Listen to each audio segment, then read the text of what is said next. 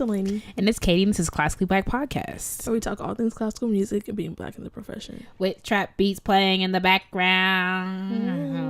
Okay. What was that? What the heck? I mean, at this point, I really just don't even know. To be honest, I'm just here. Right. I just turn the mic on, and whatever happens, happens. Right.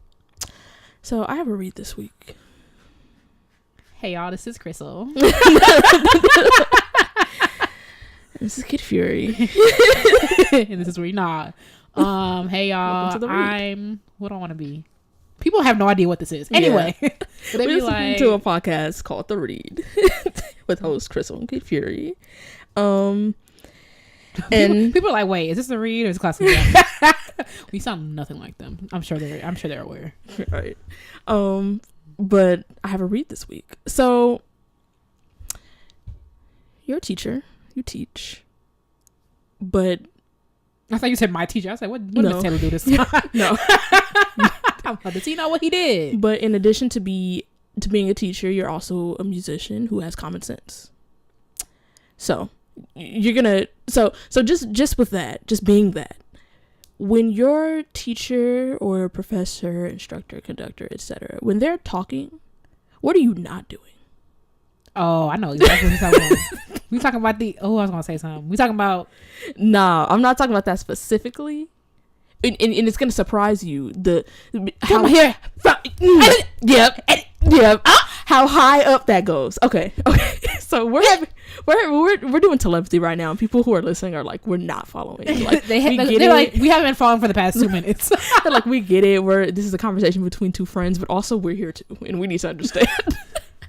So you tell me, at Eastman, people playing while your teacher is talking. So let me tell you what happened. And so I'm in studio class. And so this is narrowing it down in terms of like who this is. And I know people from Eastman listen to the podcast. Well, and I don't lean care. in. And I can, and if I were to say what degree program this person is in, that would also narrow it down significantly. Okay, but don't. Let's just say this person is older. Okay. Everyone in our studio was old enough to know better than to not, than to do this. But this person is older, like in terms of like stage of life, like even like okay. like IRA. Like they got little thems running around. That old. Shucks. So this person is getting ready to play in studio class. They're the very first person, and our professor walks in, and he's giving his opening remarks to the class, announcements for the studio, things we need to know, all that. So this guy is ding ding ding ding ding ding ding on the piano, playing the A and playing his A on his bass. And I'm looking at him, and I'm looking at the teacher, and I'm looking at our professor speaking, and I'm looking back and forth, and I'm like, what's not clicking? Did your teacher say anything? No, he's not saying anything, because I feel like at this point he's thinking, oh, he's gonna stop when he hears me continuing to speak. So then the guy's pianist walks up, and he's like, oh, can you give me an A so that, and she's like, do you want to wait until he stops singing? I'm like, oh, surely this is it. Surely this is it, because his pianist is like, do you want to stop? You want to stop or wait till he's finished talking? And he says, no, let's just do it while he's talking. Because at this point, I'm not even listening to what our professor said. I'm looking at because I was in shock and awe, both. The fact that she gave you the perfect opportunity to not be disrespectful to the person who is literally a living legend and standing up in front of this class talking. She gave you the perfect opportunity to stop being stupid and to act your age and to act like you go to the Eastman School of Music. And stop playing while this professor, who's been working here for 40 plus years and has made this illustrious career for himself, is speaking to a room of musicians who study under him, who want to hear what he's saying, and he deserves to be heard, and you're tuning over him talking. I'm dumbfounded. You see me sitting here looking dumb. It had to be said. You are ridiculous. Even kids do this, and it's like, even kids shouldn't be doing it, but you tell them whatever they learn from an early age. You're in a That's Eastman School of Music. But it's not even like for me in this context. It's like it's rude. It's just rude. It's just rude. You look and sound ridiculous. Wow. You're playing while the teacher's talking. And my teacher, he's a bit of a talker. Like while you're playing, he's very involved. Like when you're playing something, he'll say something in the middle of you playing. And I'm so conditioned not to be playing while he's talking. Sometimes he'll say something while I'm playing and mean for me to keep playing, and I'll stop. Really? Because I'm I like, hate when my students do that. I'm like, I'm trying to tell you how to play it. Keep going. I'm just so conditioned. He's talking. Why am I playing? You know. Mm-hmm. But sometimes he'll be like, right, like, you know, or sing along to what I'm playing while I'm playing it. And I've stopped a little bit because like now I know that about him. But like in that, I just could not believe it. So I just needed everyone to know. Wow. How ridiculous some people are. And how some people just never learn. In the year of our Lord 2019. 2019. You know, I think at this point, like, you don't even matter. Like, y'all just gonna keep being trifling. Ooh, Chile. So. Well, I'm glad people are still being trash. Right. So, on to the news. Because that wasn't news, because we knew people were trash anyway, so. Well. PSA. Whew. Alrighty. So, time to talk about the elephant in the room. Or the concert hall. Or not in the concert hall. Well, yeah, I'm about to say ain't nobody outside of the concert hall. Right. With signs. This is not true. All right. So, you know, a couple weeks ago, we talked about the Chicago Symphony Orchestra potentially going on strike because, you know, their contract was on dirt. So, I've put together this whole thing that basically gives a rundown from the very beginning to where we're at this moment in time. So it's kind of long, and I've sprinkled in some statements. I'm not going to read all of them because some of them are just like generic, like we inform you that, you know, that kind of stuff. Yeah. But all of it's in pretty much chronological order, and so we're just gonna go through it and stop and comment and. I'm gonna go ride the wave. Right. Because I wanted people to know, like, I know people know that CSO is on strike, but just to know, like, the details of what's going on. Because you see, like, there's been so much press on this. You can't possibly read everything. I know I didn't read all 15, 20 articles. I read about 5 or 6. Mm-hmm. But just to get all this information, make sure I wasn't up here lying. Because now I'm getting a letter in the mail from CSO talking about suing me for defamation. I mean, y'all did it to yourselves. Right. You are one of the big 5 striking. You have them on the street. Listen. Some of y'all parents ain't give y'all whoopings and it shows.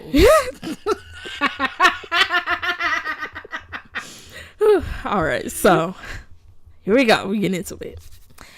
So where it all started. So negotiations between the Chicago Symphony Orchestra musicians and the Chicago Symphony Orchestra Association, which after this I'm going to just refer to as the CSOA. Cosa. Cosa? Or SOA? No, it's just like Cosa. Chicago Orchestra Symphony Association. That actually could work. And that is why we... I'm not going to say nothing. Dalanie is trash. What? I'm trash? First of all, that's what you get for drinking white grape seltzer water. What the heck? White grape? I want I want soda without the commitment.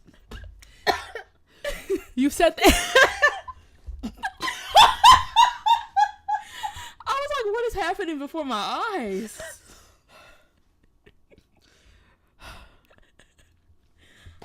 I didn't know it was that funny. It wasn't. It was a timing. What did I say? Continue. Give me. I need paper towel. I bet you do. Just pass the whole roll. Pass the whole roll. Pass the whole roll. All right. So, like I said, negotiations have been underway for 11 months. And on February 13th, the Chicago Symphony Orchestra musicians, who are represented by the Chicago Federation of Musicians, Local 10-208, that's who they're represented by, their union. On February 13th, they voted to authorize a strike upon the expiration of their contract, which, like I said in the last story, expired on March 10th. So after they authorized the strike, basically saying, you know, if the contract expires, then we bout it.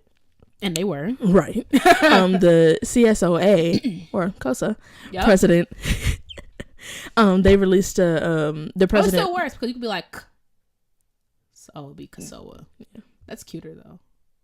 Okay. COSOA. Could call it that. COSOA? COSOA. All right. So, COSOA, president, released a statement saying, "We hold the musicians of the CSO in the highest regard and are working closely with their union representatives to come to an agreement on a new contract. While their current contract is among the best of the country, we have offered improvements in salary and working conditions and look forward to finalizing the details with the union as soon as possible."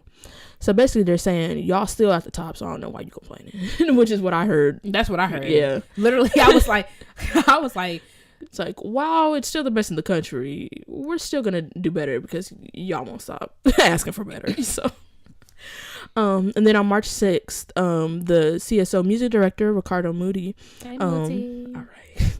Momo. That's my dude. Ricky. No. One time we went to go visit, go to a rehearsal of theirs, like my undergrad. And he turned around, he's like, "Is the balance okay?" I'm like, "Why you asking us?" Did you imagine someone actually you know they about it too. You don't sit your Illinois State University self down.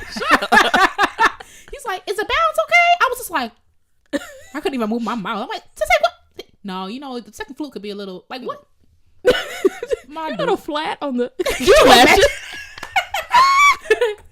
third trumpet. If you could just push it up a little. Thanks. Right. Too far. Meet me in the middle. Last bass. Can you play that? Play by yourself. I want to. Let me just hop up here on the stage. Associate second. You won't be. Actually, can I switch you guys around? Because I think they messed up. Yeah, I feel like this was a mistake. People are like the information. Can we get it? Can you imagine? I just stood up. Thanks for asking. I was dying. Oh my gosh! Thank you so much. It was on the tip of my tongue. Where do I begin? Where do I begin? Y'all be escorted out and blacklisted from every orchestra in the country, from the tippiest of top to the community orchestra. Okay, Lisa. Oh, I forgot you said that. All right, so right, so on March 6th, Ricardo Moody wrote a letter addressed to the COSOA board chair and COSOA president, which said the following. "I am with the musicians. I understand their needs and how they should be treated, and the fact that they are among the best musicians in the world. A crisis would damage the image of the institution." Yes. Right. "The musicians themselves, the public, and the entire musical world would be surprised to see the orchestra in trouble," which we were. I mean, it came from nowhere.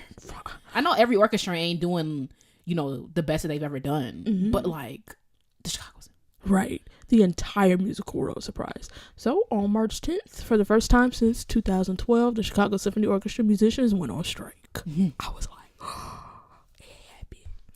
All right. So, so that's like, the preface. And so the strike itself, I'm going to go a little bit into. So picket lines went up on March 11th, which was the Monday after they striked, or after they first went on strike. They stroke. Keep going. Please keep going. And they said that picket lines will be up daily through 8 p.m. until an agreement is reached every single day. Yeah. And I'm too lazy for that. I'm like, I'll be at the house until y'all let me know. Maybe they do it in shifts. I'm about to say I suck. I'm like, and also other people come and picket with them and stuff. Oh, but I'm like, I wonder what's going on in Symphony Center, and if anyone has crossed the picket line, and how embarrassing that is. You're not supposed. Well, you're not allowed to cross the picket line. Right? Well, you can't. You're not supposed to. That's the whole point of it, is being like, we're protesting, that we're workers protesting our employers. Please do not go into their business and spend your money here. So like, if you really need something up out of there, then you just gotta cross it, and all them just gonna be looking at you like, wow, for real. I mean, that's why I'm like, I'm going inside to get my money back. That's true. Yeah. But I was just like, cause I've seen like things where like people will picket like Walmart or something. People would still be like, well, I'm getting my groceries regardless. I'm just like, dang. I'm going to different Walmart. Wow. See where Katie is. The union debate. All right. Also on March 11th, statements from each side go out. So I'm going to not read the entire statement from COSOA, because it's very just like generic, whatever. I'll read portions like, of y'all it. Stop complaining. Right, that are important, but I will read the entire statement from the musicians themselves because that's the important part. So in the statement, the CSOA board chair said, the trustees of the CSO Association, also known as CSOA, are disappointed that the Chicago Symphony Orchestra musicians have given notice that they intend to strike after 11 months of thoughtful negotiations. Thoughtful? Okay. It couldn't be thoughtful. But we know a certain type of people just love to, discuss. Yeah, I think this is just like in wow. This is just like in terms something like I said? This is like Did I say something wrong? This is Was it like something I said. Was it something that I said? She's not letting me move on. She's literally poking a bear. You like that lady who did the Jaguar who went in this thing. You know what was so funny about that? When Kid Fury was like, you wouldn't mind your business and that's why you got tasted. I was I fell out. Tasted? Kid Fury, every week, it gets worse. It gets worse.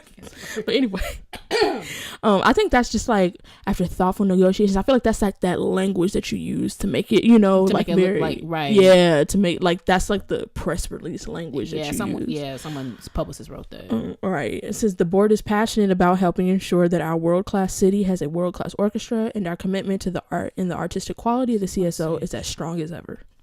Just want Chicago a world-class city. I mean, you could say that because you're from there. I've never been to Chicago, so. But so also on March 11th, the CSO musician said, "quote, there is nothing that gives us greater pleasure than performing for you. That's our mission and our purpose. However, we cannot continue to play while the threats and demands of the CSO management imperils our musicians and the future of the orchestra. Management aims to diminish our healthcare benefits and our 50-year-old pension plan, critical elements to the well-being of any orchestra. With the orchestras of Los Angeles and San Francisco already far ahead of Chicago in the compensation packages they've crafted to keep and attract musicians, we are determined not to let Chicago fall farther behind by letting Helen Zell, who is the board chair, and Jeff Alexander, who is the president." Oh, they sided people. Right. They were like, you and you, y'all not finna do this. To letting their lead management team remedy their errors by penalizing the musicians. So basically they saying, y'all messed up, so why you... Which is, in the last story they were saying, y'all chose to renovate Symphony Center, y'all chose to do all this stuff, and now you're cutting our stuff because you can't afford to do that. But that doesn't make sense. Why would you, out of all the places to cut... You renovate Symphony Center so people can go to a nice new center and hear a trash orchestra? It doesn't make sense. Oh my God, that's what I'm telling you. You just need smarter people in the room. Take with that what you will. They said, we would also fault their decision to spend nearly 2/3 of revenues on the building and non-orchestra employees and allocate little more than 1/3 of revenues to the orchestra itself. After all, it is the music that people come for, which... I mean, no lies were told. Not even one. Right. And I know they talked a little bit about like the orchestras like LA Phil and San Francisco Symphony.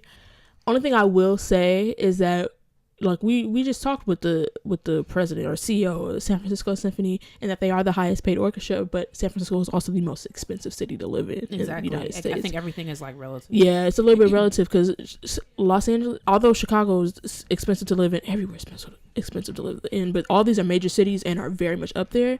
San Francisco and LA are like very up there. Yeah, I think in like top 5.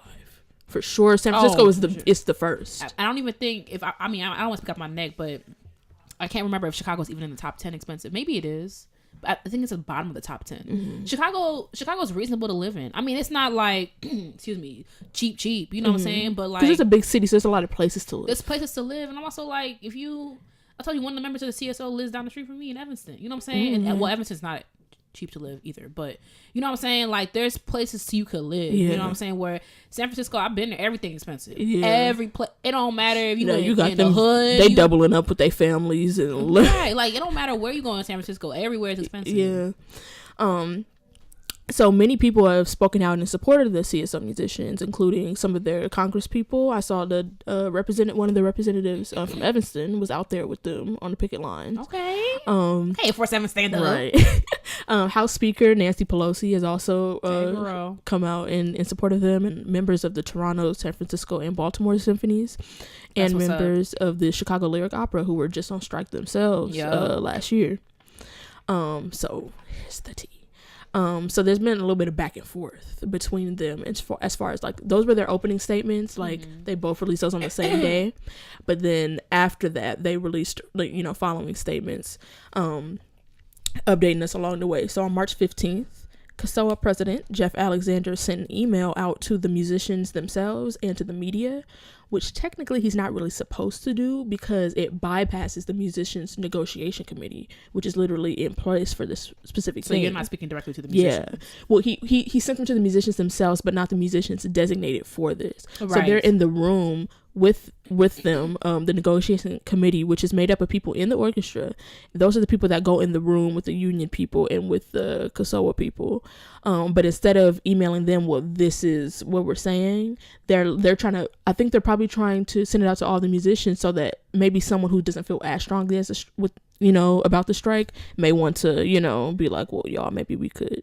I feel like that's what it was, because you're trying to control, you don't want the negotiations committee to make decisions for everybody, which is literally their job, is to negotiate on behalf of the musicians. But like I was thinking about that guy who was literally at Music Academy of the West, that oboe player, and then won principal oboe of the CSO. Like he probably like, dang, I just got here, right? And I'm happy with my 160,000. I ain't finna hold you. So I feel like that's the purpose of doing that. I ain't finna hold you. Once I get my little seat in the med, I ain't saying Nathan. You heard me? I ain't saying not one. I'm gonna sit in the back of the VO section, play my little Puccini and mind my business, so I can see that y'all ain't slick though. Yeah, y'all not slick, but I ain't no snitch either. Mm-hmm. So I'll be like, if 20 years from now, Katie, what you think? The Met going on strike. What you think? I'll be like, we on strike this week. Why don't you ask my section leader what they think about that? Yeah, so they released that to the musicians themselves and the media. And it says, I am writing to you today because it is important for you to understand the offer that the CSO Association has made to the Chicago Federation of Musicians for your new contract. It is an offer that increases your wages, improves your working conditions, preserves your earned retirement benefit, adds a generous new retirement benefit, and maintains your excellent contract. So I'm like, something not adding up. Not one thing. Because you talk about, and it does all this, but they're talking specifically about like their wages. It says it increases their wages, which I will get into the details of what the numbers are on the proposal. But it also says it increases their retirement benefits, which is their main qualm with the proposal, is that the retirement benefits and the pension plan are nothing compared to, what they were. So I'm like, something not adding up. So the musicians union responds, and they send this to their membership saying, while there are some encouraging aspects to the association's proposal, they do not come close to addressing our fundamental concerns. Ooh. I know. Right. They said they got time now. They ain't even speaking nice. Right. They ain't talking nice no more. They like, as per my last email. I know that's right. They got any black members in CSO? I think one. She probably wrote that email. Right. Cause I'll be like, oh, come over here and write this. Right. She bout it. Because listen. Because like it's basically saying, I mean, sure, you did all this, but it's literally nothing that we asked for. Right. But it also says, what remains clear is that the association is not offering wages that will keep us competitive with other major orchestras. The percentage increase in salary they propose is less than virtually all other major orchestras. So basically, I guess it is increasing the salary, but not enough. Mm-hmm. And it says it's dropping us further behind relative to those groups and does not keep pace with inflation. They also propose to eliminate our guaranteed retirement benefit. What? And we're going to get into what that means next, because I have the details of the actual proposal. So this is what he listed in the email when he was like, it's important for you to understand what we're proposing. So it proposes, this is the association with their offering the musicians. It increases their annual base pay during the proposed contract's 3 seasons by 1%, 2%, and 3%. For the 3 seasons. So that would be increasing it 1% would be $160,606, $163,818, and then $167,094 as a base pay. It also retains their current medical, dental, and life insurance coverage with no increase in their weekly contributions toward the cost of premiums and no reductions in the plan's features. So their healthcare is staying exactly the same, which is great. Because when I thought the original story, I thought that they were cutting that kind of stuff. I'm like, why would you cut health? I was like, people got kids. Exactly. Like, are you kidding? But it looks like all that is going to stay the same, and they're not paying any more for it. But this is where there's a discrepancy. It says that regarding pension, the management proposes shifting from a defined benefit plan to a direct contribution plan, and basically, if you put in whatever you put in is what you're gonna get. Yeah.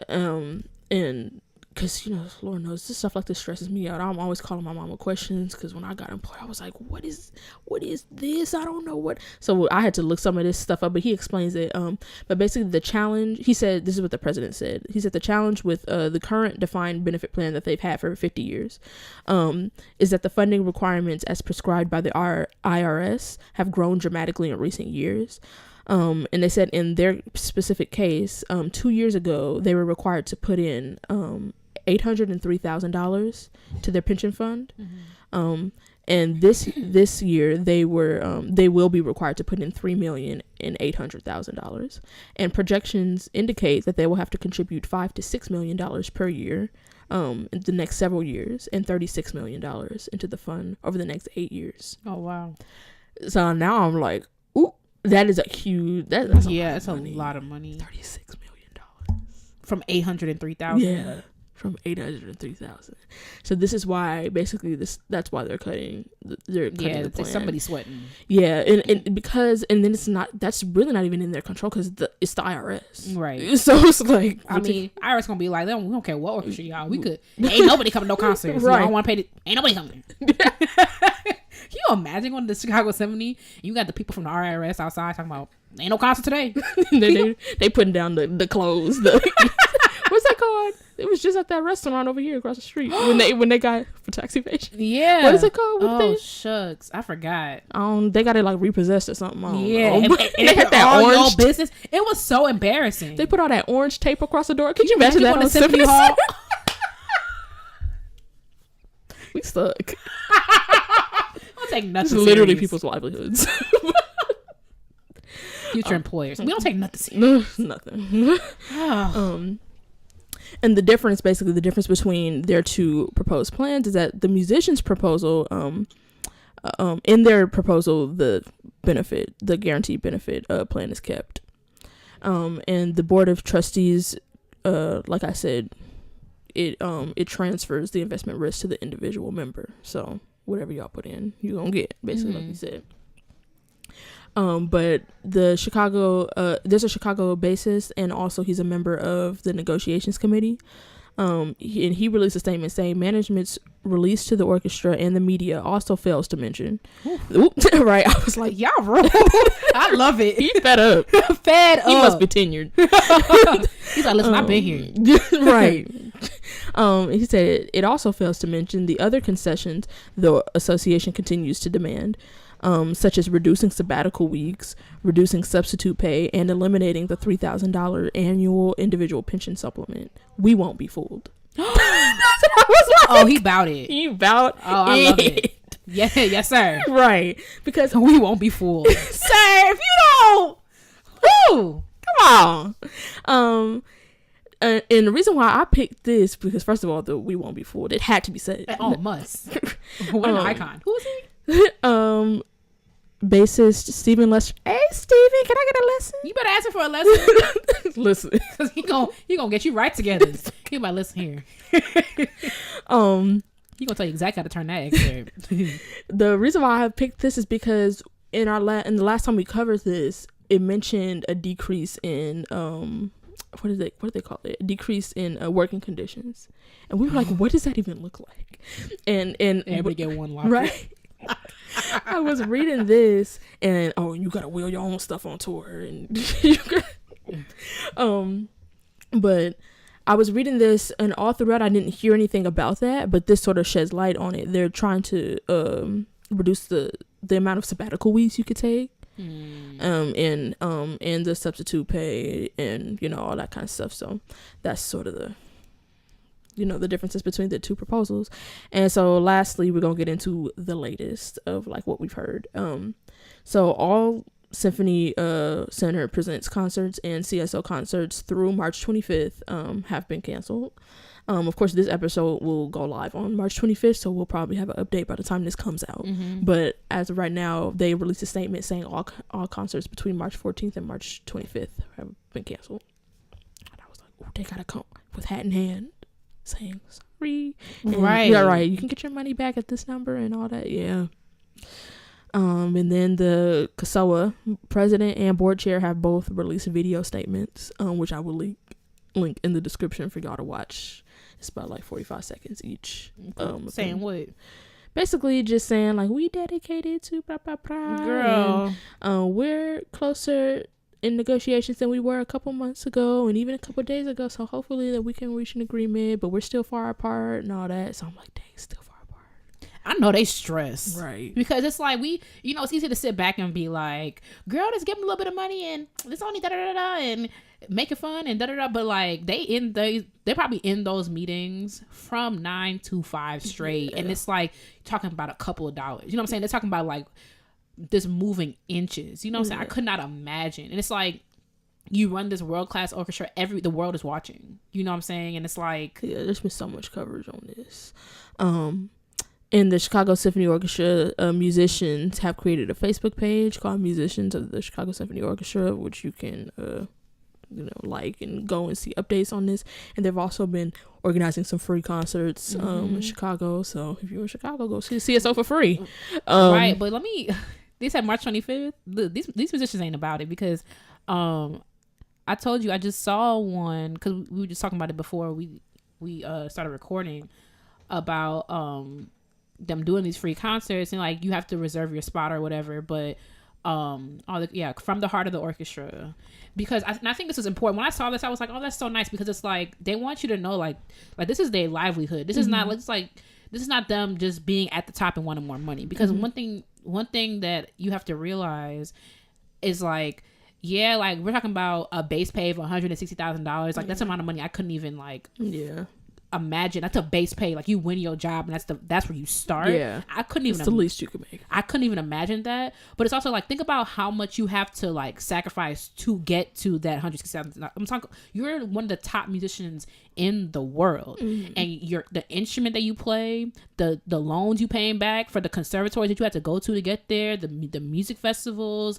the teachers that you had to pay $300 an hour for, the musicians you took in the orchestra, lessons you took with people in the orchestra to get that job. Like this is a huge, like this is not your everyday like you want a job down, and there's nothing wrong with that either. I'm just saying like it's just like, yeah, on Monday, March 25th, they're having a special concert that's Egmont, Beethoven 7, and Mozart Clarinet Concerto. So hopefully at the end of this concert it's gonna be the last concert they do like this, and hopefully they can reach an agreement. Yeah, so I'll be linking. I'm not gonna link like the individual articles that I use because there was quite a few of them, but they actually have they also have a website that the musicians made themselves. They have a website, and on that website there is a page that's completely dedicated to the press coverage of this. So there's so many articles on this page, so they're just collecting all of them and putting them on that page. So I'll link that so you can see all the articles I use and many more. So next I have some sad news. I don't know if you heard about this, but a young man who was a student at USC, he was a jazz drummer, was unfortunately he was shot and killed in a robbery near USC. No, I didn't hear about that. Young black boy named Victor McElhaney. I hope I'm saying his last name correctly, but he was 21 years old. And he was shot and killed in an apartment robbery attempt about a mile from USC on March 10th. Yeah. He was a student at, I want to say, Cal State. Sorry, I'm losing it here in this article, and I don't want to get it incorrect. Cal State East Bay. He was a student there, and he transferred to USC. And he was a jazz studies major and drummer. And he was also an active member in USC's Center for Black Cultural and Student Affairs. And he previously he was an instructor at the Oakland Public Conservatory of Music, which is where he's from. He's from Oakland. And you know, so many people have, you know, come out, of course, offering their condolences to his parents and just saying what a great guy he was, including his professor and, you know, classmates and that kind of thing. And I actually learned about this from my friend who was friends with him, because they went to a summer music festival for Berklee College of Music, and she goes there now. But you know, he ended up going here. But yeah, she was like, oh my god, we went on a road trip together, and he was just so sweet. And like everything you're hearing about him was just like how helpful he was, and how much, like, how dedicated he was to what he did and helping others. And like, so yeah, it was really really sad. But of course, I offer my condolences to his family and everybody who was affected by his passing, and I hope they scoop up whoever did that to him. Yeah, for sure. Yeah. So last but not least, very last thing is the Women Mean Business Festival is coming to Rochester. Well, it's not coming here, it was made here.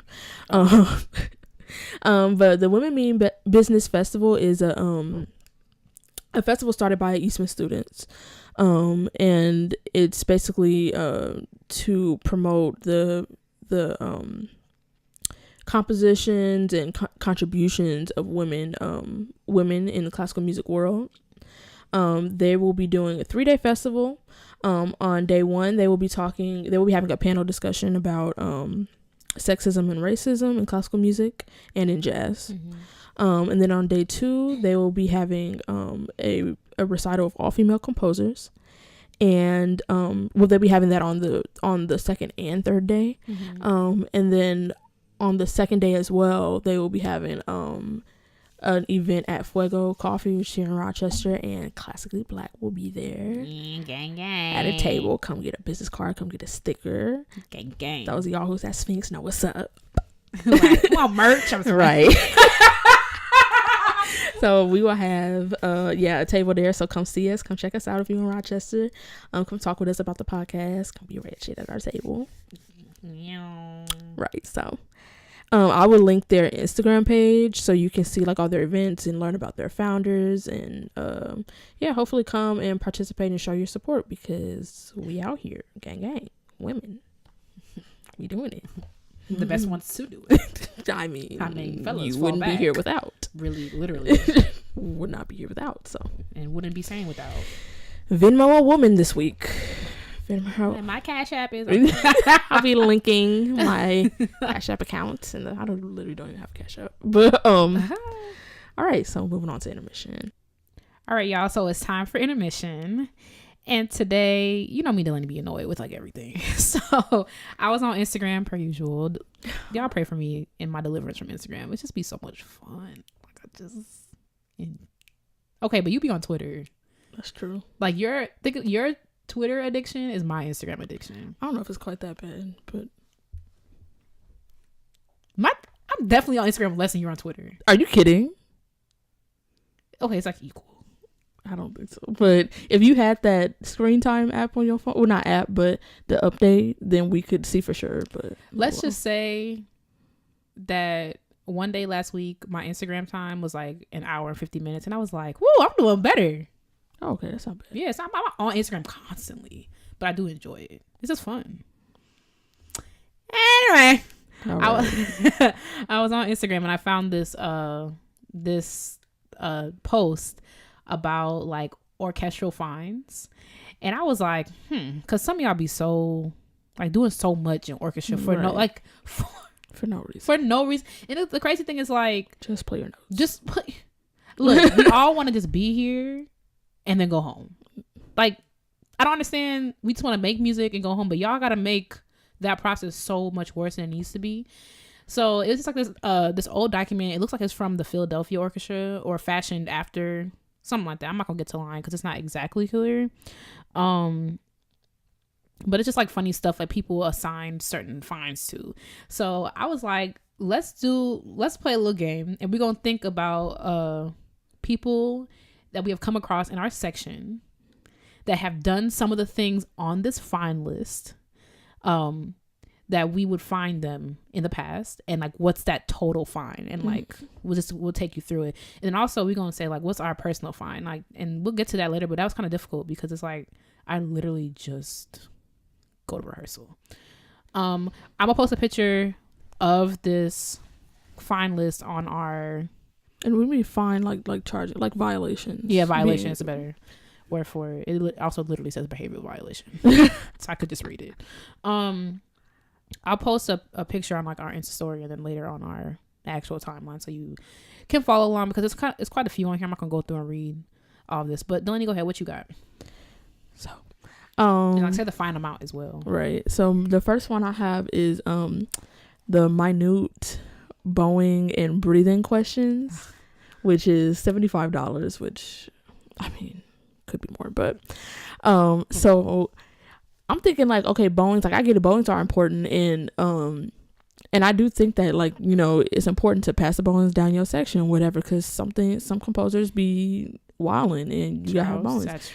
But I mean, but when we got a whole page of straight quarter notes, you don't have to be like, so just to clarify, is it down up, down up, down up, and then for the next measure it's also down up, down up, down up, and then again down up, down up. I'm like, what else would it be?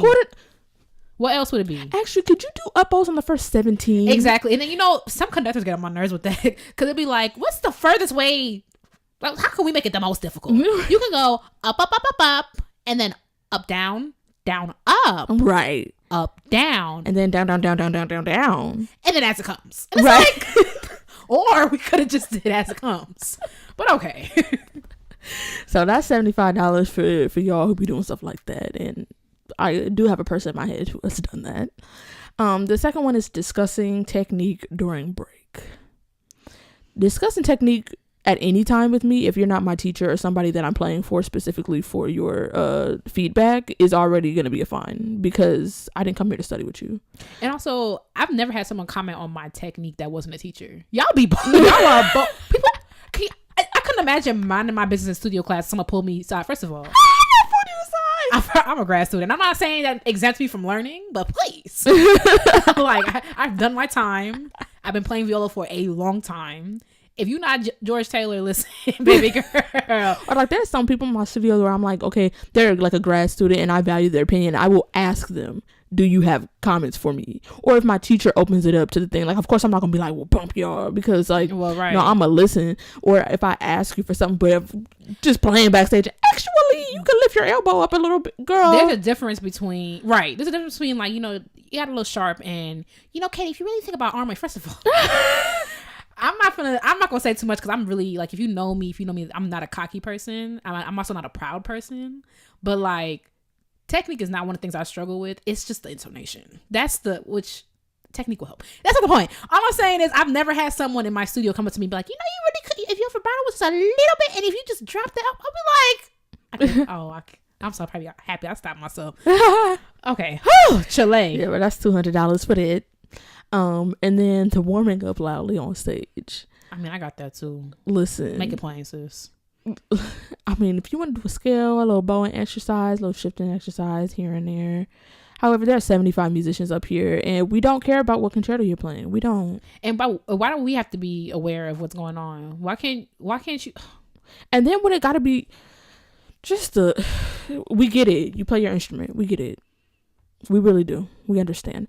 So that's $100. So my total is $375, but I actually have one that's not on the list because I can't remember if I ever mentioned this in orchestra pet peeves, but I'm obviously like, these are specific people and just space, having space for instruments that need space. And that's not even people setting up the orchestra, because that's like also them, but people in the section who will come and put their bass at literally a millimeter away from mine. I'm like, so are we playing bumper cars? You about to be? Because I don't know what y'all think. I just got unlimited insurance on this, and whatever happens, but you bringing your bass over and bumping up against mine, girl, $1,000 fine. $1,000. So what you got? $1,300? What you at? $1,375. I mean, that's fair. I mean, yeah. It hasn't happened in a minute. People don't bump my viola because I just be so dumbfounded. Like, you not. And like, how do you gotta try to bump somebody viola? Like, people are so. I'm so surprised at like how like careless people are, because some guy pulled a chair backstage when it's so crowded, and they tell people with smaller instruments to put their things underneath because there's so many musicians back here. Backstage is not a large place. Exactly. And you unpacking your flute back here, you look ridiculous. So some guy pulled his chair back to where my bass is. When I tell you, I swooped the chair back to where it was and looked at him like, are you crazy, boy? Anyway. Okay. Mine is kind of lengthy, but I'll because I just get I'm not an irritable person, but like, y'all just be so loud. Okay, my first one is asking really stupid questions that increase rehearsal time. Like, not necessarily increase rehearsal time, because I've never been in a place where I haven't been in a place since like middle school where we rehearse longer, because like you just can. You know what I'm saying? Like, we have to stop. Yeah. But it's like questions that like take up too much time, and now like, you know, we've digressed because you want to know the history of the bow. You know what I'm saying? Like, is this for what? Historical nitpicking, like, just like. Wait, how much was the first one? Oh, sorry, $300 for that one. Nitpicking, like, you know, like, you so focused on like what the section is doing, you missing notes. You be like, can you like, I don't know. It's not even like a pride thing. It's just like conducting. How much? $50. I feel like that should be more, but it shouldn't. Conducting this one, it should be like $20,000. When you be like conducting along because we have a rest. It's just so annoying to watch. Like, what are you doing, my guy? Like, what are you doing? You look ridiculous. Now your bow all in your hand. You thinking you carry on. Okay. Oh my God, that's $15. Okay. Questioning bowings. Now, I say this because sitting principal. That's why I was talking to somebody. I forgot who it was, and I was like, I remember my friend Jaron, shout out to Jaron, asked me, he was like, what's your dream job? And I'm like, my dream job is a section violist in the Met. He's like, your dream job? Like, that's it? You want to be principal? I said, why the hell would I want to be principal? I think principal is like one of the worst jobs, because, and maybe it's different when you get to like, you know, professional orchestra, but being principal, not only is like everything following you, if something happens with the violas, they looking at you can't make mistakes, solos have to be perfect, all that other stuff. And I know when players are like, duh, your solo gotta be perfect. Like, we don't do that. We roll deep, you know what I'm saying? We gang in the string section. Oh, okay. We're not. The thought of me having a solo every piece we play would give me anxiety. Like, oboe is just do, and I'm just like, I couldn't. No. So, and not, on top of that, everyone behind you thinks they can play better than you. That's the problem. At least in school thus far, everybody behind you thinks that they could do your job better, and I don't like that. And it's like, and some of them will tell you, not in so many words. Yeah. I remember I sat principal in chamber orchestra my senior year at Illinois State, and my stand partner would try to outplay me every rehearsal, and it's not like it's not even like, okay, you just making that up, like you just insecure. No, you could tell the way you sit in the chair, the way if I make a mistake, you playing louder now. It's like that kind of, I just don't like that kind of stuff. So it's like, I would never want to be principal. And it's like, you put Bowens and you be like, okay, y'all, we're going to do this with this and that, And you'd be like, well, actually, can we go this and that? I'm like, no, we cannot. Yeah. Like, what? It's just like that kind of, that's why you see me in orchestra, you be like, I always say, like, I love being in the middle and the back. The middle better, because it's like you could like interact with the principal still, but like all eyes aren't on you. It's just hard to play in the back. Like you have to work so hard to play in the back. But I like to chill. You know what I'm saying? I want to be here. I like playing the viola, and I want to play, and I want to contribute to the sound, and I don't want to be in the front. I just don't, because of experiences like that. And that's happened like more time than once. Everybody thinks they could play better than you if you sit principal. And I haven't sat principal since I've been at Eastman, because I don't take the principal audition. I don't want it. It's because of like experience, like in my undergrad and whatever. I just don't want to sit principal, period. So that's my little rant on that. Like, y'all are trash. If you are like that, if you think you could play better than principal, you can't, because you would be principal. So, or at least not on that day. So relax. Right. Okay, if that's you and you feel attacked, you should. Okay, the shoe fits. Feel free to wear it. Like, I hate, like, it's just trash behavior. It's not professional. It just makes you a trash person. Like, stop being so insecure and practice harder. Period. Ooh. I mean, the gag is shots fired. Pew, pew, pew. No. I mean, y'all are just, I hate that junk. And then y'all be, classical music elitists, like, because of y'all. Anyway, that's not what it's for. Insane cackling. The conductor's not that funny. Okay, $50. Not that funny. And in combination with that forced horse cackling at the conductor, he's not that funny. And it should be more than $10. When they be like,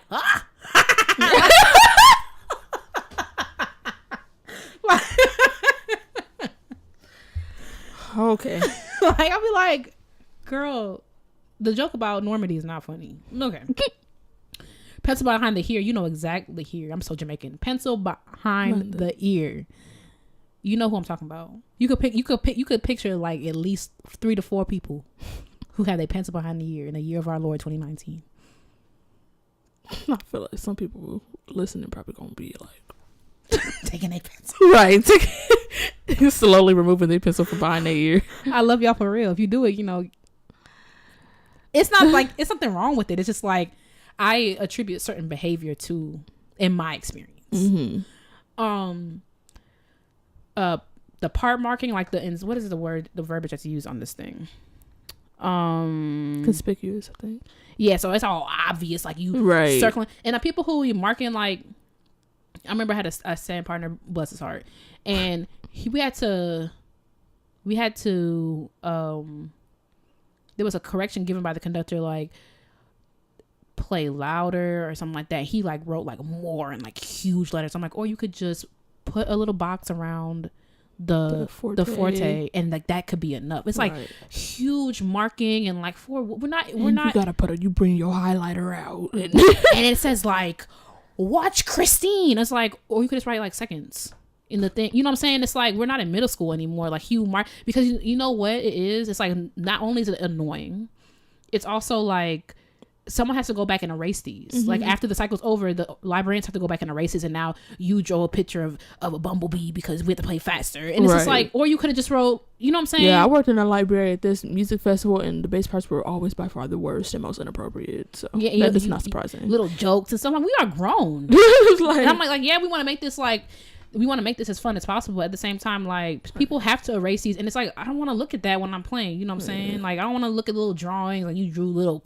cartoon and then when we have characters. a sectional and your teacher looking over your thing, now you looking dumb because you done drawn. Never mind. Yeah, I know what you mean. Yeah. And it's like, you got characters and all type of junk in there. I'm like, for what? You know what I'm saying? Like, oh, y'all are so annoying. And your mama paying $8,000 for you to go to this music festival, for you to mark up parts like that. And someone has to, and it's like, their parts are expensive. Okay. Originals. But I mean, y'all don't care about that. Y'all only care about yourselves. Pretending to understand like obscure metaphors and stuff like that, so you could laugh with the conductor. That just swing that right back. That was $15. Part marking was also $15. Pencil behind the ear was $25. I don't know if I said that. Tiresome anecdotes, like the stories, like backstage, just go on and on and on. Girl, we don't care about your one weird adventure to Scotland. You know what I'm saying? Like, people are taking notes like, do not hire Katie because she anything you do, because you know they low key. I gotta be careful with that because you know, like, especially like, and we could talk about this another time. You know, with the CSO. Okay, Katie, the CEO of San Francisco said like a lot of times people of color get these jobs and they leave, and it's like Melissa was talking to us about like how you act after you get a job, and like when you're going the first year, what they call it, it's like you're on. They're trying to see, what's that called? It's like a trial year. Like you win the job, but your first year is like, are we gonna keep you or whatever? And it's like during that year, it's not only about. So I hear, because you ain't win no job. But Melissa was telling us that during that year, it's not only about, you know, having your music learned. It's also about like how you interact, your professionalism, you know, making conversations with your stand partner, you know, being interested, wanting to be a part of the orchestra, stuff like that. Like I'm, you know me, I'm a sociable person, you know, whatever. But I'm not going stuff like this behind stage when we just. Like sometimes when it's time for a break, I just want to be on my phone and mind my business. You know what I'm saying? So that's gonna be something difficult for me when that time comes. I win that job, because it's like I gotta pretend about like your weird trip when you went to go visit the catacombs in Paris, and I'm just like, and all your old men want to go out and drink beer at a bar. Now I gotta go tag along with that. I mean, I like going out with people from orchestra, but in a bass section. Yeah, I mean the VOs like. I don't not get along with bass players, but I don't tend to be friends with them. I have like one actual friend that plays the bass. I mean, I know a certain type of. I'm only friends with 2 bass players, you and Marco, and I met Marco in a different context. You know what I'm saying? So it's like that's different. I'm also nothing like a typical bass player, because I tend not to vibe with them. It's just a whole different. It's all that drinking and all that. I'm just like, y'all can chill. And bass players I've known in the past, they a different breed. I'm just gonna say that. It's so weird. I'm like, I don't belong up in here. Bass players all around are clutching their pearls. Like, what you mean by different breed? I mean, like, y'all are weird, low key. Violas are also weird. I'm from the outside. I mean, I'm from the inside saying that. Violas are also weird, but bass players are like little percussionists go along with y'all as well. I feel like y'all come from the same cloth. Percussionists and bass players. Yeah. It's the sausage fest thing, I think, that makes it that way. And I feel like when players all go together, they all get along. You know, they all got they oboists. I mean, the only oboist I know is Jasmine. She's okay. No, I'm not saying them individually. I'm saying them getting along with each other. It's something that I've seen not work out. Really? We're not gonna get into that on. Oh, we should do like an orchestra tea episode. Who's sleeping with who? I'm down for the mess. Let's wrap it up. Inviting the conductor to things, why? $15. Don't do it. Inviting the guests to things, you're clout chasing. It's annoying. $100. Last one, warming up loudly on stage. We already talked about this. So my fine total comes to $785. Because y'all are annoying. Now, when we talk about what's your fine, and this was hard for me because I honestly I literally go to rehearsal and I mind my business and I go home. And I know it's like, Katie, I unpack, I sit, I warm up with the music they were supposed to be working. I don't work on Walton. I don't work on Mendelssohn. I don't work on Hofner. I work on what we're playing in orchestra. Right. Because I can't, 9 times out of 10, there's something I can review. Mm-hmm. The downbeat happens, the last upbeat, and then I pack up and I go. I don't do anything else. I'm on my phone during rehearsal, unless it's a break. I don't kiki. I literally only time I could think is like when I was in a festival that wasn't the most professional.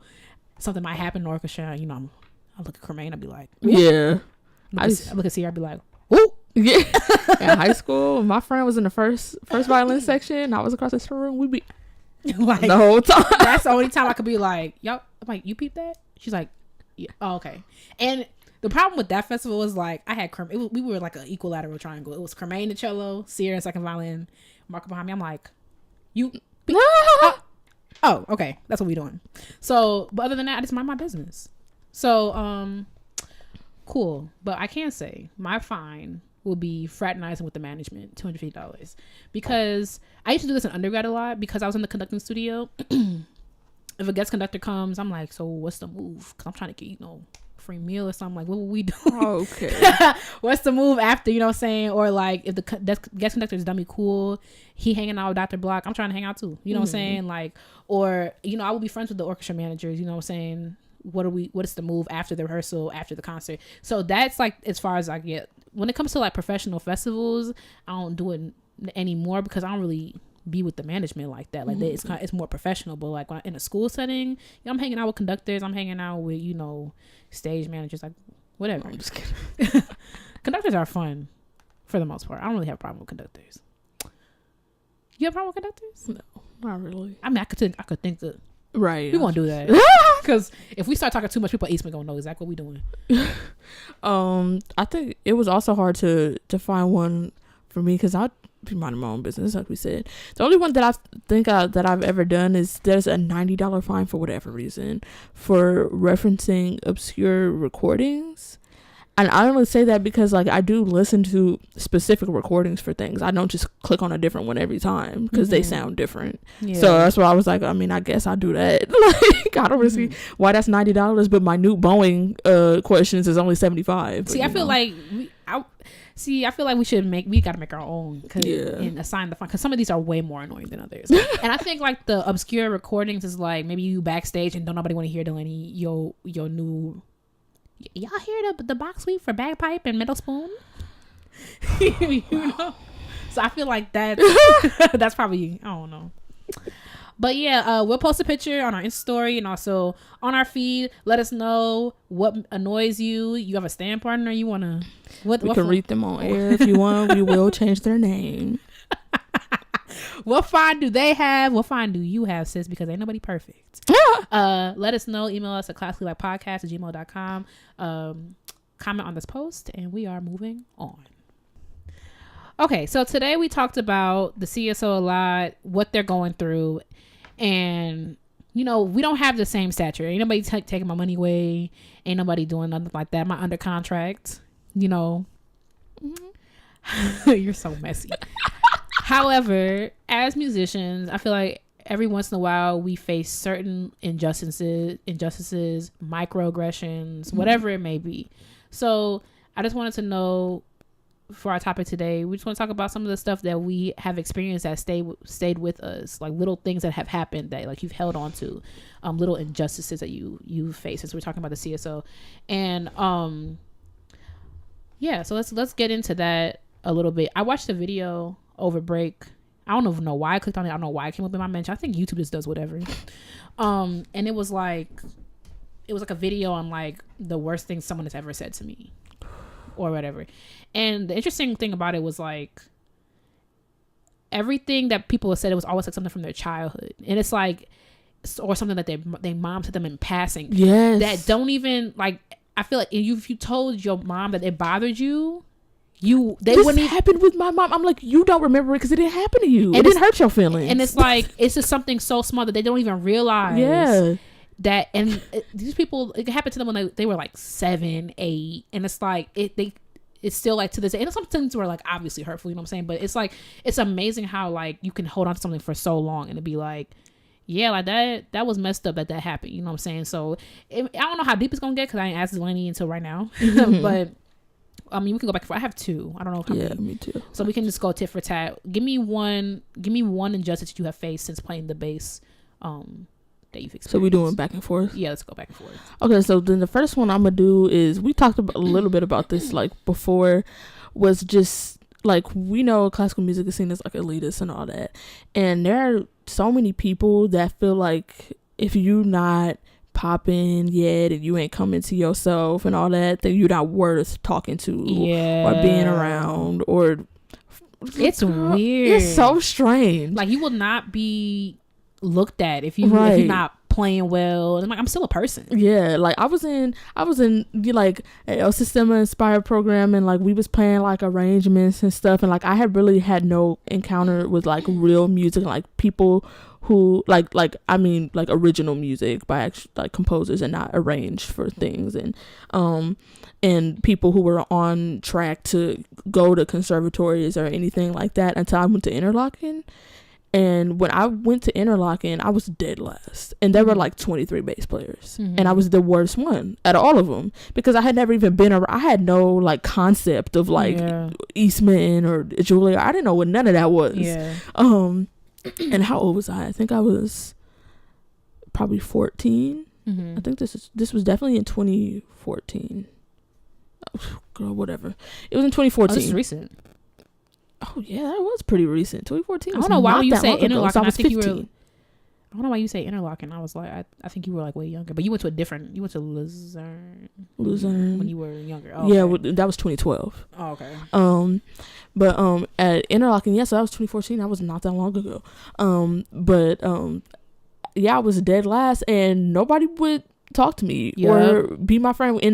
After the seating stuff came out, it was like all the people that were like the best, the very best, would talk to each other, and then they were like the middle tier people, and then it was just like, yeah, it's weird. I go to and so it's like, why would I go to a base hangout when I know ain't none of y'all gonna talk to me? Exactly. And why would or y'all gonna act like I'm not standing there or acknowledge my presence? Like, I don't understand. And the same thing happened with me just last summer as a student at Eastman, and I met a person at a music festival who was standoffish with me, didn't really talk to me or whatever. Like, and I was just like, all right, we got one of these. And then we have studio class the next day, and then after I play, now all of a sudden you want to talk to me and we friends just because I could play Don Juan.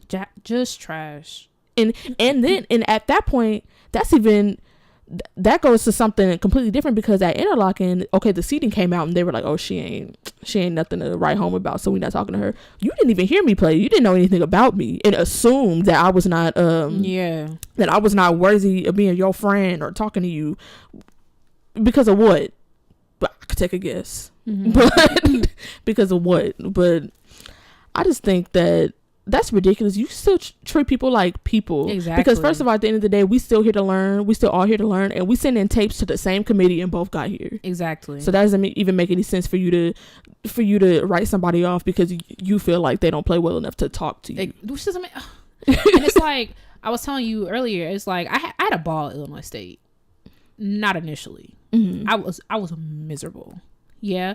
But somewhere around the end of my sophomore year, my junior year, I just turned stuff around, and stuff started to go really well for me. You know, I was teaching a lot at a lead teachership. I was a lead teacher my junior year, which is like not typical. And I was playing better, and I was in the conducting studio, and now I'm in the conducting studio, and now people want to talk to me. You know, and it's just like, and it's like, you know what I'm saying? I had a good time.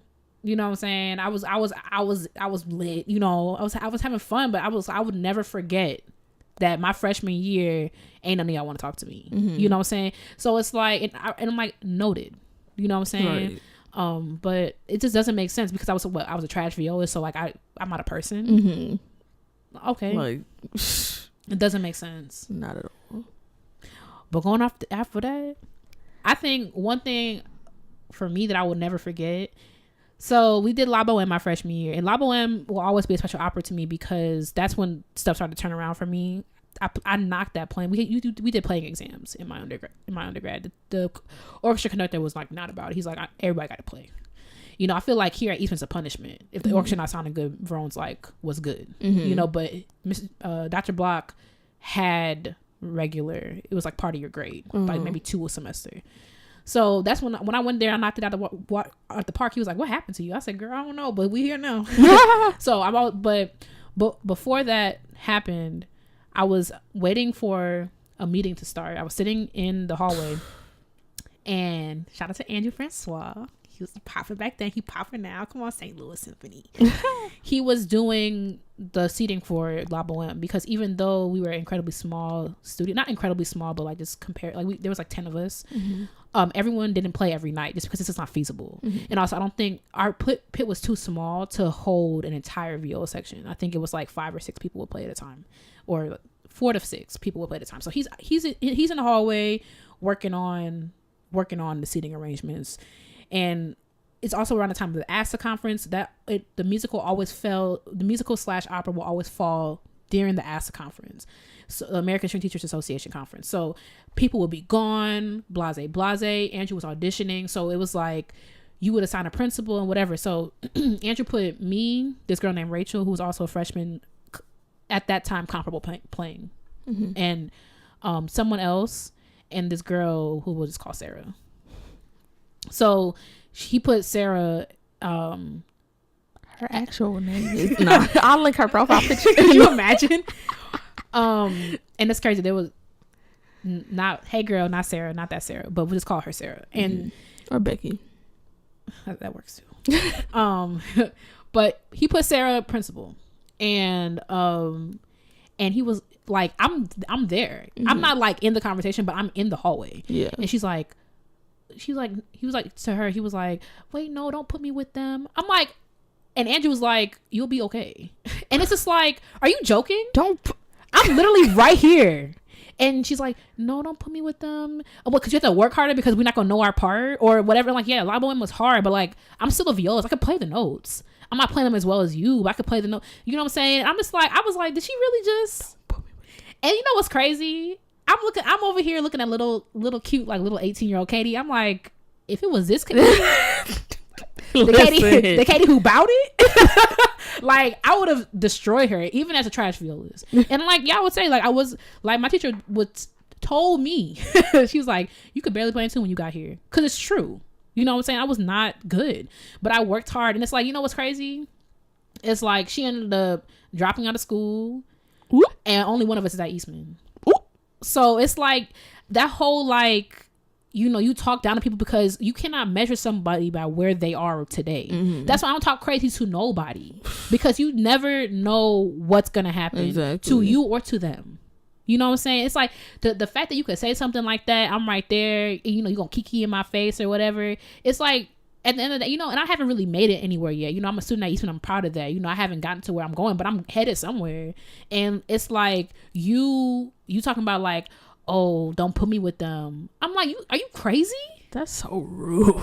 That is so rude. And I would never forget it. And it's not like, I can't say it really hurt my feelings. I definitely felt some type of way about it. Right. But I can't say like I went home and cried. Like it didn't hurt my feelings, because I'm like, who are you? All you do is get high, and you know what I'm saying? It's like, I don't really care. But it's like, that's not true. I did care, but it didn't hurt my feelings. I just felt some type of way. Yeah. And I was like, you're trash. And especially now, I'm just like, all of y'all who counted me out, you look crazy. That's why you never count somebody out. And when I got into Eastman, my Christiana, I talked to her about her, she said to one of my studio mates, she's like, that's why you never count somebody out.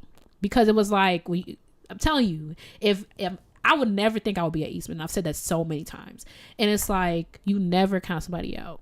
And it's like, I'm writing to my old teacher. I told her, like, I'm considering an artist diploma, like, between these two schools. And that's like, even writing out that sentence to her in the email, like my former teacher, even writing out like an artist diploma. Like, you mean a diploma just based on playing? I would never be able to get something like that. I would never even dream about getting something like that. When I entered Illinois State University, who's going to give me an artist diploma? Mm-hmm. Who's going to let me into Eastman? You know what I'm saying? Like, that's why you never count somebody out. And I'm just like, y'all are trash for real. And I would never forget that. And so that little person in your studio that you don't think is doing much, that one that like play dummy out of tune, that one that I'm like, keep your mouth shut. Because you never know. You just never know. It's like me right now. My intonation. I mean, my intonation is fleeting. My what? No, I was gonna say you heard my intonation. I mean, what? You mean what? It was a lesson. It wasn't during my. It was during my recital. And it's a lesson. What am I supposed to expect? And he was holding his tongue about me, so we good. All right.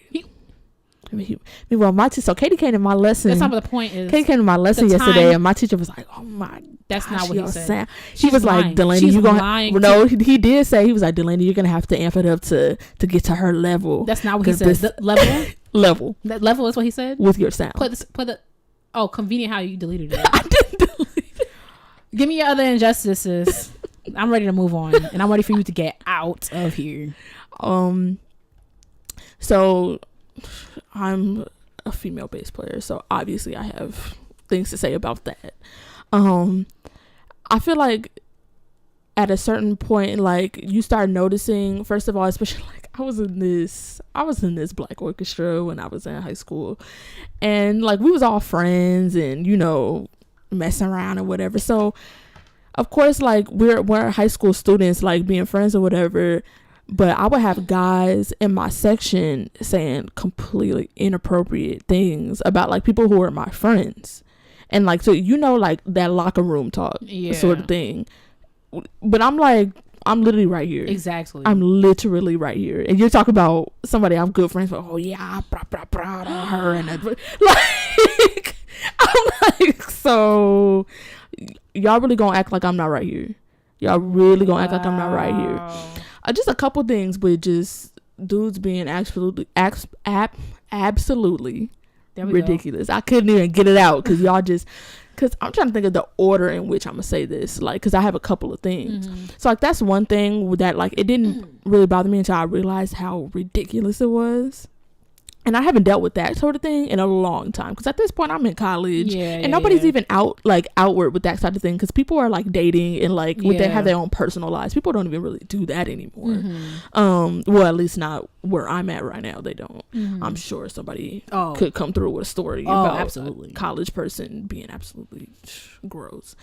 But I had a stand partner in high school who was just the worst, and that's one of those things that stayed with me. Like the school that he ended up going to ended up being the school I was choosing between that school and Eastman. I guess I could say he went to Peabody. And one of the I tried not to let that affect my decision, but the fact that I would have to see his face every day actually was like I don't want to go here. Because also Eastman was already my first choice, but still I was like, if I commit to this school, I'm gonna have to commit to seeing this dude every single place I go. So the first time I met him, I had transferred to that school, so it was my first day in string orchestra, and they put the seating out on a music stand on the conductor's stand and just let people go look at it. So I was waiting for the crowd to die down, but he went up there and he was a year older than me, and I guess he saw my name, so he comes up to me and is like, "Are you Delaney?" Even though he butchered my name because people can't read, but he was like, "Are you Delaney?" And I said yes, and he said, "We're stand partners." And so he put his hand out to shake my hand, and he did that. Like I have a firm handshake because my mom taught me how to shake hands. He was intentionally trying to hurt me when he shook my hand, squeezed my hand, intentionally tried to hurt me, and I instinctively said "ow," and then he looked at me and was like, "Yeah, what?" and then walked away. So that was the first time I ever met him. What? That was the first time I ever met him. Oh, really? Yes. But like, what? Is he? He was black. He was of an obscure. He was half Haitian, half Russian. I'm really narrowing this down. Well, you trash. How many drop half, his ad, sis? How many half Haitian, half Russian bass players that go to Peabody? Well, I'm sure the girls are gonna find out. Peabody, stand up. What's good? Drop his ad. No, you trash. Right. But that's not fair. He might have changed. No, he actually did because he got booed up, and all of a sudden his girlfriend made him a good person. But okay, shout out to Cardi B and Offset. Same thing. I don't think Offset was actually a bad person. That's not the point of this conversation. Sorry. Yeah, so that was the first time I ever met him, and then from then on he was just so mean to me, and it got to the point where, like, at first, like when I was still new and didn't really have any friends, like I almost started crying in orchestra, and like that's another thing where it's just like, if I was who I am today, because I came up from that, because when I was like kind of tearing up, it wasn't even that I was sad, I was mad, and I could not go off on him in the middle of rehearsal. That was really like what it was. And then I got to the point where I was like, you know what, I have to spend the entire year being stand partners with him. I know that. And it got to the point where it was like a wall. We were stand partners, but I did not acknowledge his presence under any circumstance. There was just a couple of things that he did that were just so dismissive. Like I remember one time he was absent and they changed something in the music, like a cut or something like that he needed to know. It wasn't like, oh, we changed a little bone here and there, like something that he needed to know. And I was telling him in the middle, he just put his hand up. And I was like,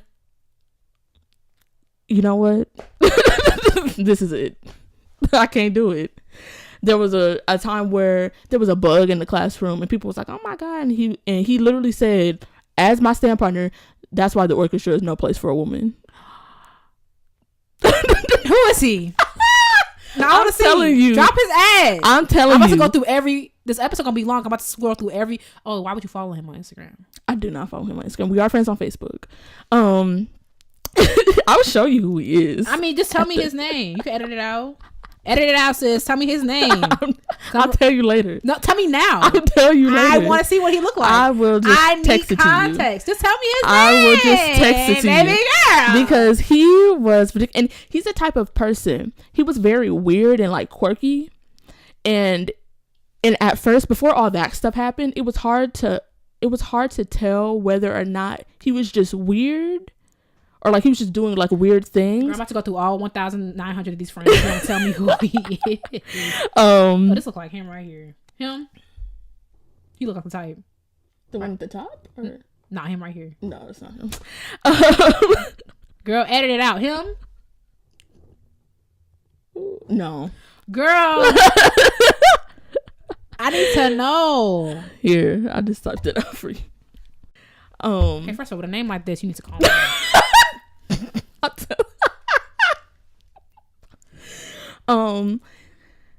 I don't forget where I even was at his story, but basically, you're not friends with him. Oh, maybe he deleted his Facebook. What a smart young man. I do have pictures with him though. Why? Because like people would take pictures at the concerts, okay. and so I can show you him.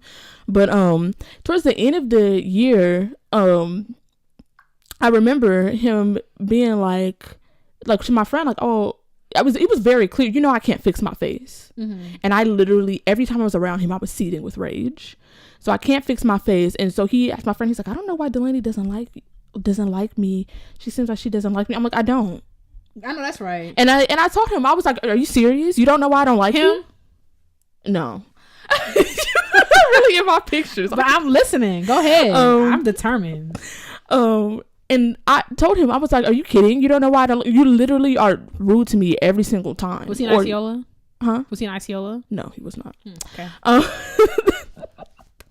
He was in my school orchestra. But anyway, let's move on from him. Because I have one more. So after he graduated, I had a newsstand partner who actually was salty because I came in that year, and me and this newsstand partner that I'm mentioning, we were in the same class year. But I came in as a transfer student, so he thought, okay, well, this guy is principal and I'm going to be assistant principal. Well, he wasn't counting on somebody coming in and swiping up his spot. Well, so apparently he asked the conductor, well, why is she ahead of me? Blah, blah, blah. I was like, because I played an audition better than you. We had seating auditions. That's why. Right. That doesn't make any sense. Sometimes you got to make it plain. You got to break it down for people like they in third grade. But we had 2 string teachers, and usually what it was like in high school is either one of them liked you and one of them didn't. Wow. So there was one that did string orchestra and orchestra, and there was one that just did string orchestra. And so the one that just did string orchestra was the one that liked me. So the one that I was with more the time didn't like me. So me and this newsstand partner had a disagreement. We had a disagreement about something like principal duties related. Mm-hmm. And he tried to say that I wasn't doing my job, and I was like, I caught sectionals like after school. I stayed after school. My school ended at 4, and I had to go to lessons after school. I didn't get home till like 9:30. Mm-hmm. And I'm like, how dare you say that I'm not doing my job? I can't make people learn their parts. I can only hold a sectional. I'm not a qualified teacher. I'm in high school. Right. I can only do so much. And at this point with him saying that, I got so mad where like I don't get mad that often. Yeah. But I get to a point where I'm like, we need to handle this civilly, and I know if I say something to you right now, I'm gonna hurt your feelings. Right. So I told him, he could tell that I'm mad, and he's like, let's talk about it. And I said, we will talk about it, but we won't talk about it right now because I need some time to calm down. And so instead of him waiting for me to be able to talk to him, he goes to the teacher that doesn't like me and says, well, she's mad and she won't talk to me about it. And tell me why this teacher told him, well, sometimes women yeah. He's like, girl, I'm sorry, find the picture. Tell me the picture. I can't find the picture. He's like, I'm not listening until you find the picture. I want to see what he looked like. Wait, which one? The same dude from yesteryear. The one from the older one? Oh, the Russian Haitian. Oh my goodness. No, I don't. So we editing this out? You ain't gotta. You just gotta show me what he looked like. I need to know what he looked. I need context because it's always never mind. I ain't gonna say that. But it's always a certain type. I'm trying to find a clearer picture because I just came past one, but I want to find a clearer. I want to see clear as day. Let me see. Can't really. He's in. Oh, here's a picture of me and him playing.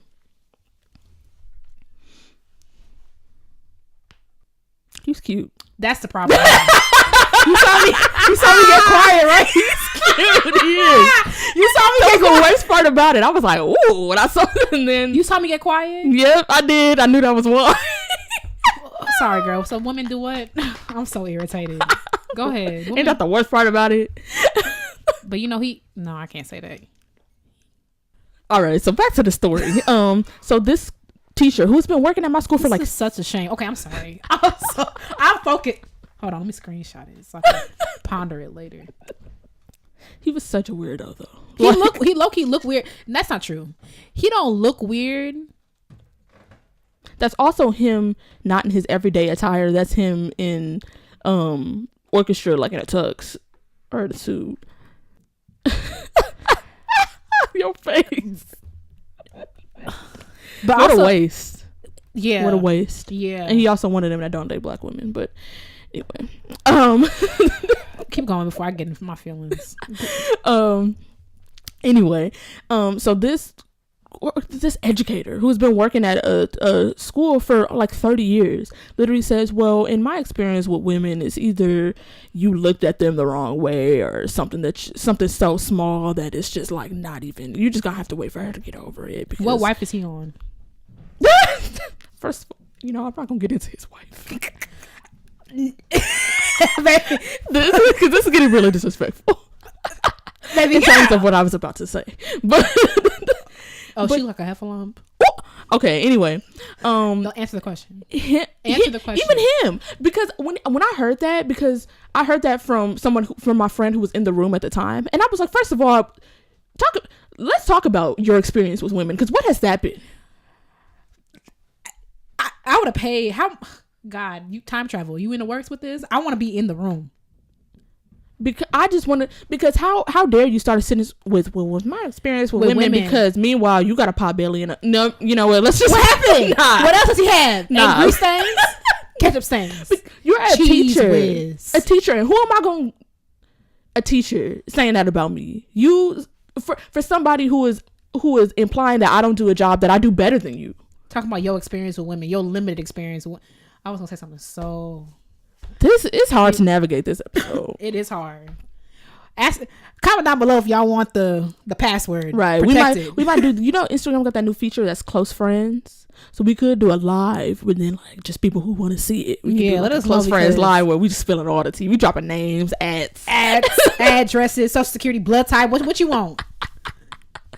Pop belly. What I could picture the type of man that said this to you. Like in classical music too. Mm-hmm. Is he balding at the top? Yeah, people. See, since I've been here, I know the type. I just can't believe Chile. I'm mad you really got that spot on. Spots on, indeed. Okay, you suck for that. I didn't even get that instantly. This episode is taking a turn. All right, what's yours? Mine is a very small one, and it kind of ties into what I said earlier. So when I was auditioning, when I was in the process of auditioning for Eastman, that's not true, because if you know me, you know that if I'm auditioning for something, you will not know. That's just right. That's just how I am, because it's not even like a pride thing. It's like, if I take a L, I don't need you to ask me how it went. Yeah. So, when I was in Cincinnati, Cremaine found out that I was in Cincinnati and like reamed me. And I'm like, my mama. I never asked you how that went, because my mama knows. My mama didn't even know that I was in Cincinnati. My grandma found out because my uncle walked me from my gate. Oh, I see. And I knew if he saw me traipsing through the terminal at Newark in Newark, he would curse me out. Acting like he don't work there. Yeah. So I told him, and then my grandma found out. I just don't. And it's not even like it went terribly. I didn't get it. So that's whatever.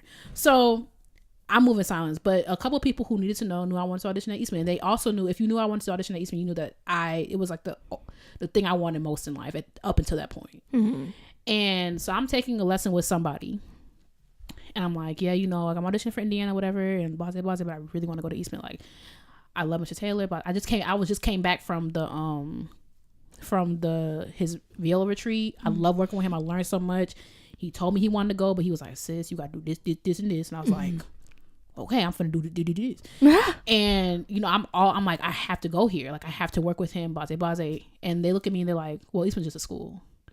And it's like, it's such a small thing, but it like hurt me so bad because like you're my teacher, you know I want to go there, and you don't think I can get in. So you're like, Eastman's just a school, and it was like it's a building, it's just a school. Mr. Taylor is just a teacher, but it means so much more than that to me, and it's like.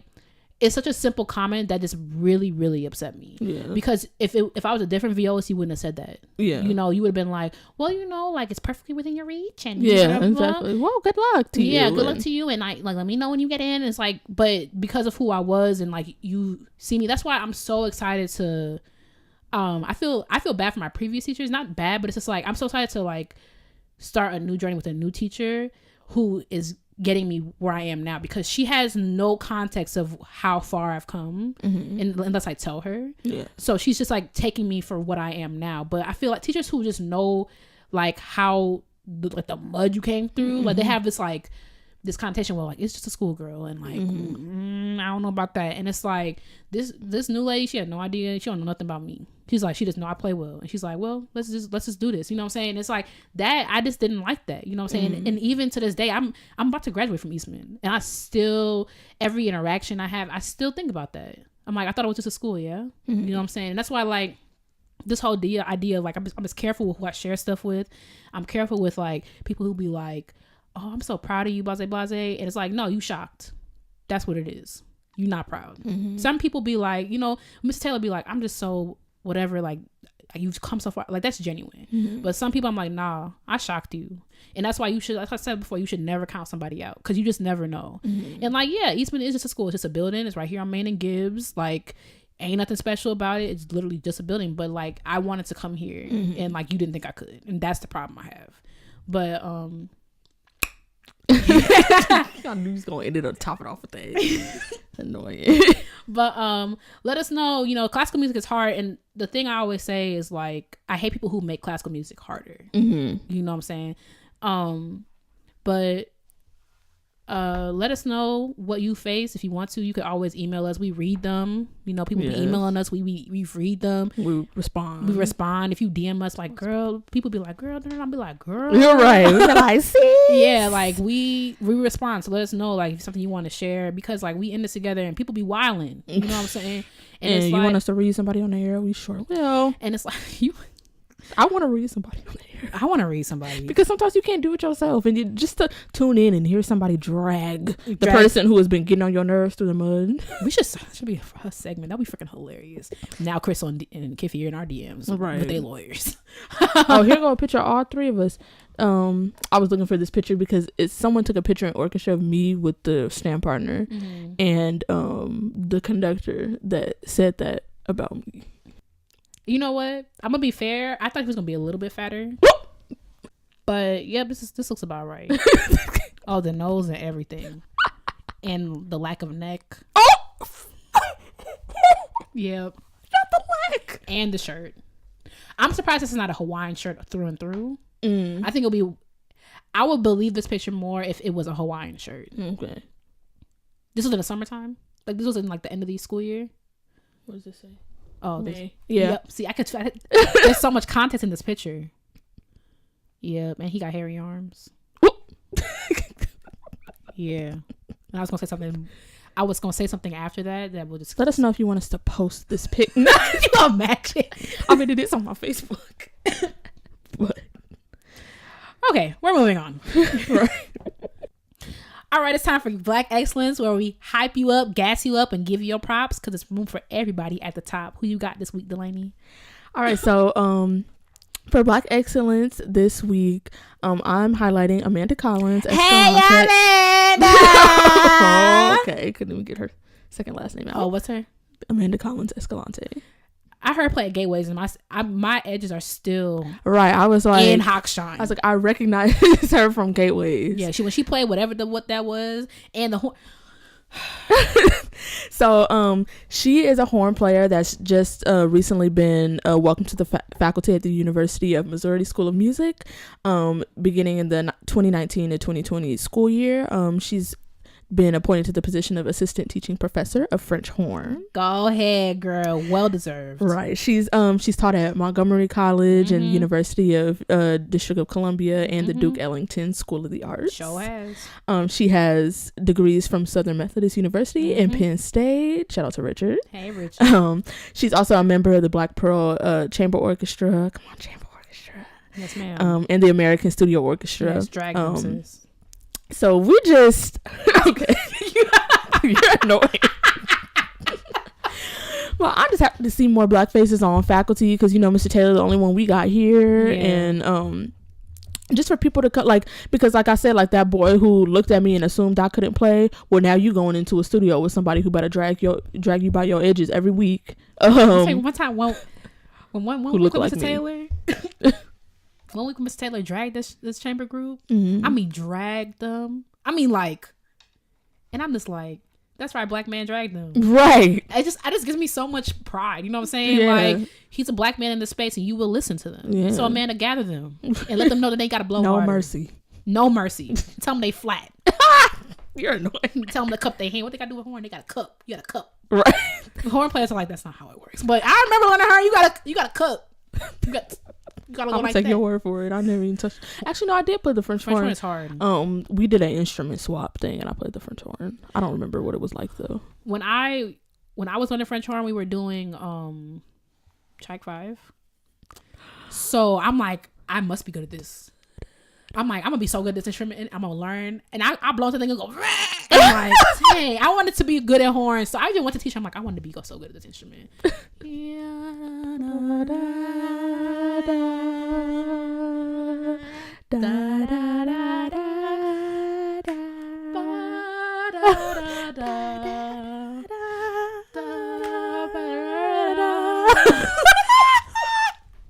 How was about Amanda? Right. Oh, well, horn. I mean, yeah. Okay, but, we're not that far.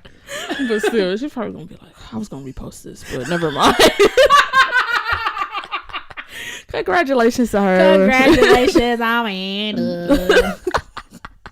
All right, so we moving on to piece of the week. What you got this week? My piece of the week is Tzigane by Maurice Ravel. You see me talking about Ravel?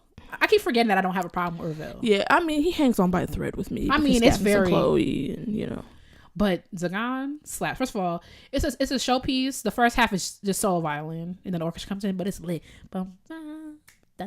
Yeah, like he's like not fully all over the edge, but that reminds me, I was talking with Richard and we were looking at the programs for the events going on. Tell me why there was a program that had Ravel on it, which I was like, but okay. Then it had Debussy, and it also had Copeland.